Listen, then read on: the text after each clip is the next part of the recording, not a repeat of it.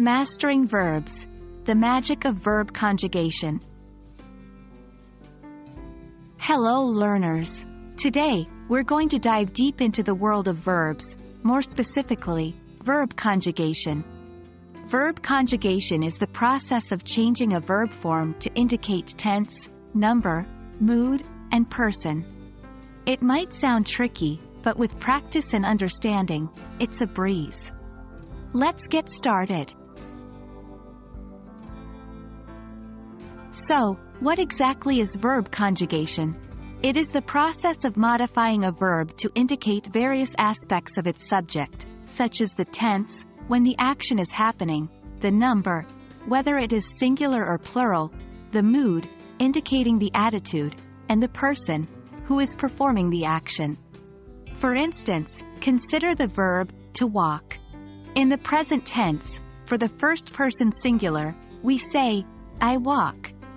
But for third person singular, we say, he walks.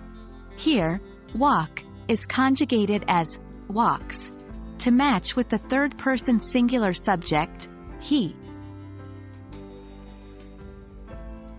Why do we need to conjugate verbs?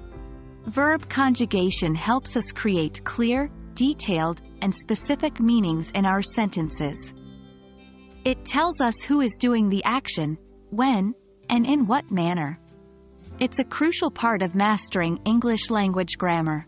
For instance, she writes, and she wrote. Tell us about the time of the action, thanks to verb conjugation. There are different types of verb conjugations in English. Mainly, we have regular and irregular verbs. Regular verbs follow a predictable pattern.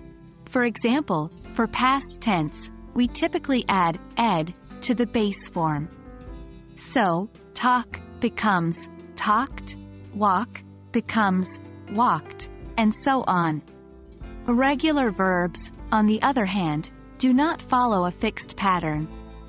For example, go becomes went in the past tense. Be becomes was or were, and so on. These need to be memorized. And that's a wrap on verb conjugation, folks. Remember, mastering verb conjugation is crucial to becoming proficient in English.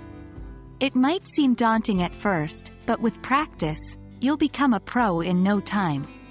Keep practicing, keep learning, and you'll see the magic unfold.